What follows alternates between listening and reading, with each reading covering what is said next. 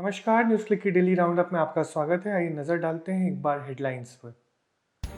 देश भर में 24 घंटों में 2553 नए मामले, 72 लोगों की मौत। वैचारिक दिवालियेपन का पर्दाफाश कर रहा है corona, doctor Sushma Naithani. Lockdown में कश्मीर का सेब व्यापार बर्बाद। स्वास्थ्य मंत्रालय द्वारा जारी आंकड़ों के अनुसार कल सुबह 8 बजे से लेकर आज 4 मई सुबह 8 बजे तक कोरोना संक्रमण के 2553 नए मामले सामने आए हैं और 72 लोगों की मौत हुई है। इन बीते 24 घंटों में कोरोना संक्रमण से पीड़ित 1074 मरीजों को ठीक किया जा चुका है।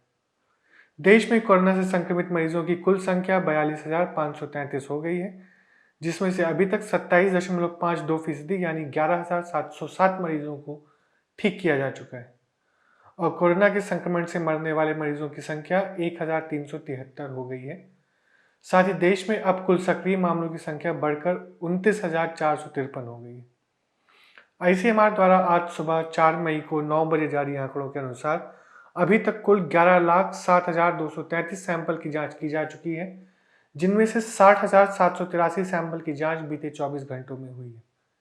आपको बता दें कि कोरोना संक्रमण के ज़्यादा से ज़्यादा मरीजों की पहचान करने के लिए भारत सरकार ने प्रतिदिन 1 लाख सैंपल की जांच करने का लक्ष्य रखा था, लेकिन आईसीएमआर के आंकड़े से पता चलता है कि सरकार प्रतिदिन 1 लाख सैंपल की जांच के लक्ष्य से बहुत पीछे है।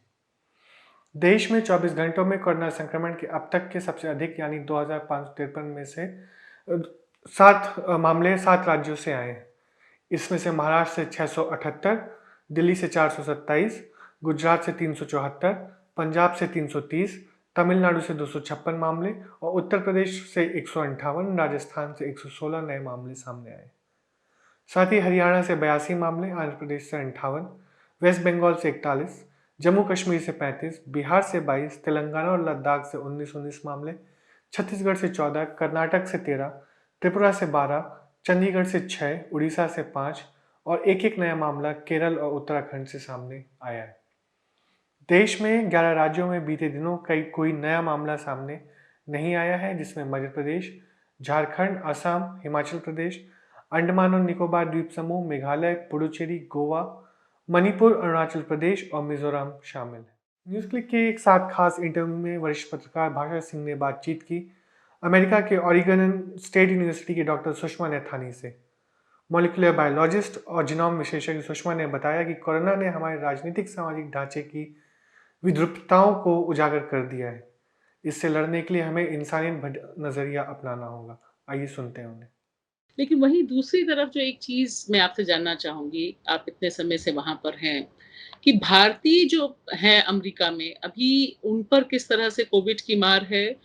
पहला सवाल तो ये और दूसरा जो अभी हमने एक बहुत हैरान करने वाली चीज़ देखी थी, जो प्रेसिडेंट ट्रंप ने कहा कि ब्लीच पिया जा सकता है। मतलब उन्होंने कहा कि ये सारी जो मतलब वो आप बहुत बेहतर ढंग से बताएँगी क्योंकि आपने ज़्यादा ध्यान से देखा और उसके बाद किस तरह से लोग ब्लीच पीते हुए की घटना हमारे सामने आई। पहले तो भारतीय लोगों की क्या स्थिति है? तो भारत का के कई तरह के लोग यहाँ हैं। कुछ लोग बहुत अच्छी टेक्निकल नौकरियों में हैं और अच्छा पैसा कमा रहे हैं, तो उनको तो कोई परेशानी नहीं है। भारत से बहुत सारे ऐसे लोग हैं जो छोटा काम करते हैं, अखबार बेचते हैं या कोई ठेली वगैरह न्यूयॉर्क सिटी में लगाते हैं या दूसरी जगहों पर लगाते हैं, सफाई वगैरह के कुछ काम करते हैं। तो नेचुरली वो लोग हाशिए पे जैसे दूसरे लोग हैं, वैसे वो लोग भी हैं, तो उनकी तकलीफ ज़्यादा है। हुँ, तो हुँ। उनकी तकलीफ लेकिन दूसरे जो उसी क्लास के जो दूसरे वर्कर हैं, उनसे बहुत अलग नहीं है।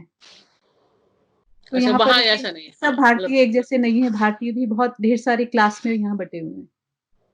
और दूसरी चीज़ आपको ये लगता है कि मुझे लगता है कि एक पॉपुलिस्ट पॉलिटिक्स है, एक मेजॉरिटी को प्लीज़ करने वाली एक जो पॉलिटिक्स है, जो ग्लोबलाइज़ेशन का एक तरीके से को ठोकर मारने के लिए पूरी दुनिया हुँ, में आ गई है। हुँ, तो हुँ, ट्रम्प हैं, चाहे दूसरे देश के दूसरे नेता हैं, कई दूसरे देशों में, तो वो सब उसी पॉपुलिस्ट कल्चर को रिप्रेज़ेंट करते हैं और उनका हुँ, एक ख़ास तरह का बेस है। तो वो जो बेस है उसकी अपनी अलग तरह की समझ है। तो पूरी दुनिया में ग्लोबली आप देख सकते हैं कि राइट विंग की जो पॉलिटिक्स है, उसमें बहुत सी चीज़ों को पूरी दुनिया में शेयर करते हैं। हुँ। लेकिन बिल्कुल जो शीर्ष पर बैठे लोगों का इतना अवैज्ञानिक ऐसे क्राइसिस में भी इतने अवैज्ञानिक सॉल्यूशंस देना या रास्ते बताना, मतलब मैं इसलिए आपसे ये पूछ रही हूँ क्योंकि ये हम भारत में भी देख रहे हैं।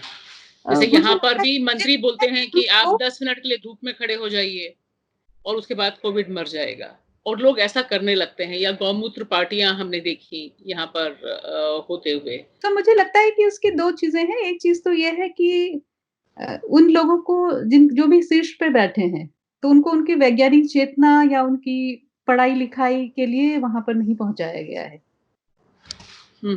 उनके चुनाव में विज्ञान की या उनकी अ, एकेडमिक अंडरस्टैंडिंग की कोई भूमिका नहीं थी। वो सब पॉपुलर लीडर हैं और जो पॉपुलर सेंटिमेंट को उन्होंने किसी भी वजह से कैच किया, तो उसकी बदौलत वो लोग चुनकर वहाँ पहुँचे हैं। जी।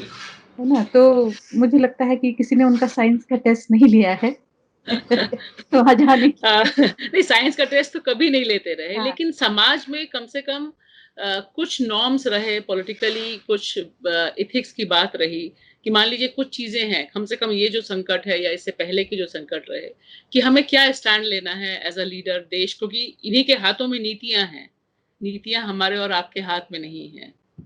मुझे लगता है कि ग्लोबलाइज़ेशन जो है पिछले 25 सालों का, उसने दुनिया को बहुत तरह से बदला है और बदला इस लिहाज से भी है कि लोगों का रिप्रेजेंटेशन अलग-अलग जगह हो गया है और उसमें से कुछ लोगों का प्रिविलेज जो है वो खिसका भी है और जी। नए तरह के उसमें दावेदार आए हैं। तो जी। समाज की पुरानी व्यवस्था को उसने बहुत ठोकर एक तरह से पहुँचाई है और एक तरह से देखा जाए कि उससे जो डिस्कम्फ़र्ट पैदा हुआ, उस कम्फ़र्ट ने जो लोग हाशिए पे पहुँच गए थे, जिनके प्रिविलेजेस कुछ कम हो गए थे या जो उसका जो बेनिफिट था हम्म। जिनकी उसमें हिस्सेदारी नहीं हो पाई और कई ऐसे जगहों पर, जहाँ पर कुछ ऐसे लोगों को बढ़त मिल गई जो अपने पुराने सामंती मिजाज को या किसी भी तरह के पुराने जो ख़यालात हैं उसके साथ उनके पास संपन्नता चली आई। हम ऐसा भी देखते हैं ना, सिर्फ़ ये नहीं होता कि जो लोगों को बेनिफिट नहीं मिला, एक ऐसा भी क्लास है जिसको एक्चुअली ग्लोबलाइज़ेशन से बहुत फ़ायदा हुआ और उसके पास पावर भी आई और फिर वो अपने किसी पुराने फ्यूडल कनेक्शन और पुराने रेशियल प्रिविलेज को उसने उस नए तरीके से उसको उठाने की कोशिश करी। जी। तो ये दोनों तरह की चीज़ें इसमें हुई। बतौर वैज्ञानिक, आप ये जो कोरोना से संबंधित जो साजिश, कॉन्स्पिरेसी थ्योरी चल रही है, इसे आप कैसे देखती हैं? इसमें कुछ दम आपको लगता है? मुझे लगता है कि इसमें ऐसा है नहीं, इस पहली बात तो एक कॉन्स्पिरेसी ये है कि इसको लैब में बनाया गया है। तो अब अभी मैं एक मीटिंग में भी थी जिसमें इंटरनेशनल बहुत ढेर सारे साइंटिस्ट जो कोविड रिसर्च पर काम कर रहे हैं, तो करीब 1000 लोगों की मीटिंग थी। तो लगभग सभी वैज्ञानिकों की ये राय है कि इस वायरस को लैब में नहीं बनाया गया है। क्योंकि लैब में आप क्लोन करते हैं तो क्लोनिंग वेक्टर की सीक्वेंस है, तमाम चीज़ें हैं, तो इसके जीनोम सीक्वेंसिंग के आधार पर इस तरह की कोई बात नहीं है कि इसको लैब में बनाया गया है। जी, ये बहुत अहम या बात। किसी ने इसको बायो वेपन की तरह बनाया है, तो इसमें कोई भी तथ्य नहीं है। हुँ। इस पे तकरीबन सारे लोग, और ये आप बता रही हैं कि वैज्ञानिकों की मीटिंग थी, तो इसमें क्या दुनिया भर के वैज्ञानिक थे? दुनिया भर के लोग हैं और वो सीक्वेंस भी पब्लिक है और सिर्फ़ चाइना में ही नहीं, अभी तो शायद कई 100 से ज़्यादा अलग-अलग जगहों पर इस वायरस को सीक्वेंस कर लिया गया है। तो इस तरह का कोई तथ्य नहीं है कि इसको किसी लैब में किसी बायो वेपन की तरह बनाया गया है। तो इसके इर्द-गिर्द जो एक नफ़रत की कैंपेन चल रहा है, तो उसमें कोई दम आपको नहीं दिखाई देता कि वो नहीं, टिक उसमें पाएगा? उसमें कोई दम नहीं है, उसमें लोगों के अपने-अपने एजेंडा हो सकते हैं जी। और वो उसको किस लिए इस्तेमाल करते हैं वही जाने। हुँ। लेकिन साइंटिस्टों की इस पर एकमुश्त राय है और इस पे नेचर में भी पेपर पब्लिश हुआ और जगह भी पेपर पब्लिश हुआ कि ये एक तरह से अपने आप स्वतः ये वायरस बना है और कई वायरस बनते हैं। तो जो इवोल्यूशन का पूरा सिद्धांत है और जिस तरह से इस पूरी दुनिया में तरह-तरह के जीव-जंतु बने हैं, वो इसीलिए बने हुँ। हैं क्योंकि लगातार बदलाव होता रहता है। जी। और इससे निपटने के लिए जो तैयारियाँ चल रही हैं, आपको लगता है कि वो तकरीबन कितना समय लगेगा जब हम इस संकट से जूझने में या इसके खिलाफ एक कोई डोज़ बनाने में, वैक्सीन बनाने में सफल हो पाएँगे? वैक्सीन तो एक्चुअली बन गई हैं और उनके ट्रायल भी चल रहे हैं। दुनिया भर की शायद 100 या 120 ज़्यादा कंपनियाँ हैं जो वैक्सीन बना रही हैं और अलग-अलग तरह की वैक्सीन बना रही हैं। तो मुझे लगता है शायद 3-4 महीने में कुछ ऐसे लोगों को, छोटे बच्चों को हेल्थ केयर वर्कर्स हैं, बूढ़े लोग हैं, शायद उनको यहाँ मुझे लगता है अमेरिका में वैक्सीन मिल जाएगी इस फॉल में, 3-4 महीने के भीतर। 3-4 महीने के भीतर। अब वो काम करेगी, कितनी कारगर होगी हमको नहीं पता। सो जी, इसमें जो है सबसे बड़ी बात ये है कि अगर आपकी वैक्सीन बन भी जाती है, तो हमेशा वो एक जैसी तरह से काम नहीं करती है। जैसे आप देखते हैं टिटनेस की वैक्सीन है, आपको हर 5 या 10 साल में लगानी पड़ती है। हुँ, हुँ। पोलियो की है, आपने एक बार लगा लिया। हेपेटाइटिस की आपने एक बार वैक्सीन और 2 बार बूस्टर लगा लिया, तो आपको जीवन भर की सुरक्षा मिल जाती है। लेकिन फिर फ्लू का है कि आपको हर साल लगाना पड़ता है।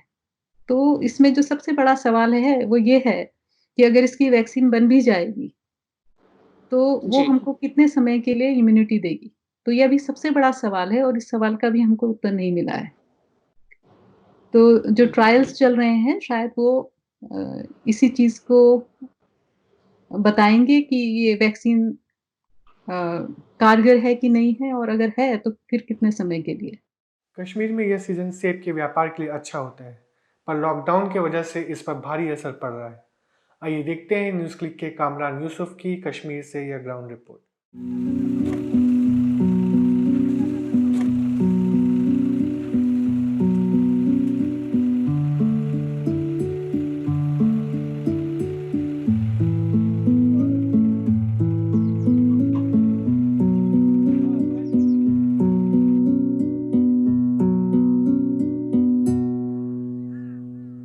जी, मेरा नाम है शाकिर मुश्ताक, मैं डिस्ट्रिक्ट शोपियां से बिलॉन्ग करता हूँ। हम मोस्टली डिपेंड करते हैं ये सेब पे, हम ग्रोवर है, सेब हमारा प्रोडक्ट आता है जो हम प्रोड्यूस करते हैं और मोस्टली हम डिपेंड करते हैं, वो हम सेब पे डिपेंड करते हैं। लेकिन अभी जो लॉकडाउन की वजह से पूरी दुनिया परेशान है और कश्मीर तो है ही है।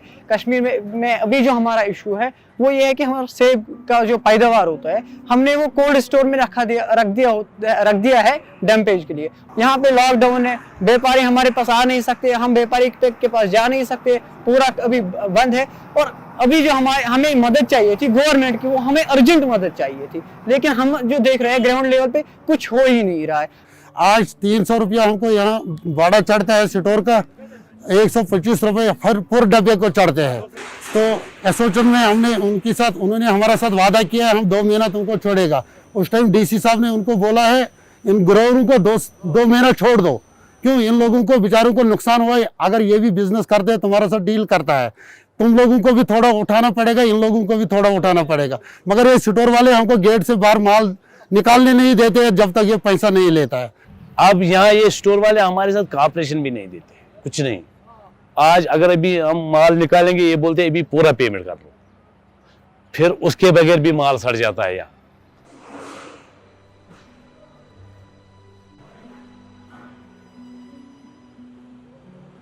हम पूरी तरह से डूब चुके हैं और स्टोर वाले भी ये भी मतलब जब जिस स्टोर में माल होता है वो भी नहीं 4-5 दिन के लिए वो भी हमारे साथ कंप्रोमाइज़ नहीं करते पैसों के लिए। वो बोलते पहले पैसा ले लो फिर माल निकालो। हम पूरी तरह से डूब चुके हैं, हमें समझ नहीं आता क्या करेंगे। दूसरा उन्होंने रेट भी हेवी लिया है। इस साल उन्होंने 40 रुपये करीब पर क्रेट से हमको रेट लिया है।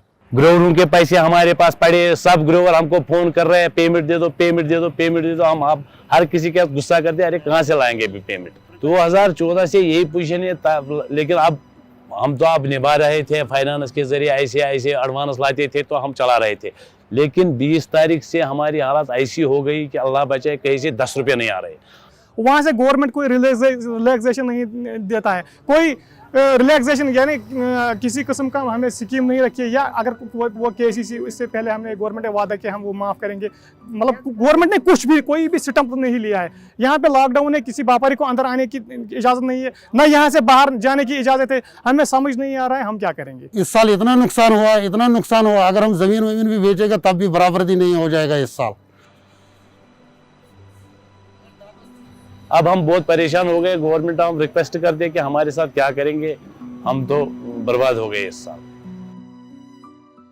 आज के डेली राउंड अप में बस इतना ही। इन सभी खबरों को विस्तार में जानने के लिए आप जा सकते हैं न्यूज़ क्लिक की वेबसाइट पर। हमें फॉलो कीजिए ट्विटर, फेसबुक, इंस्टाग्राम पर और सब्सक्राइब कीजिए यूट्यूब पर। देखते रहिए न्यूज़ क्लिक। धन्यवाद।